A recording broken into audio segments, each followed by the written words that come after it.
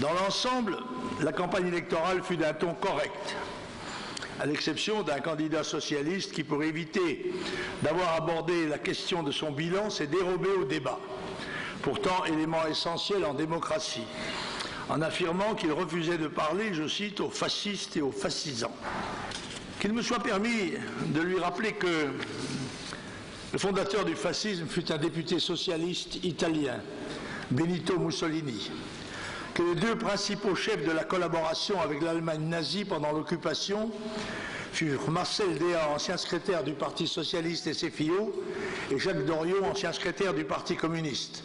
Et que ce n'est pas Jean-Marie Le Pen qui a été décoré à Vichy de la Francisque, mais le président de la République, François Mitterrand, dont M. Vauzel a été ministre et qui plus est, ministre de la Justice. Nous avons pris la décision collectivement de faire cette action.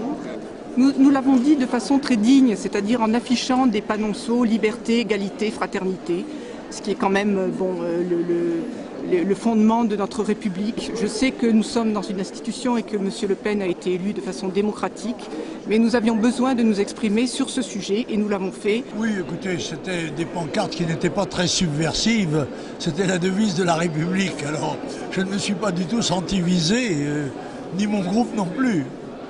Vous avez quand même produit votre petit effet. Oui, oh.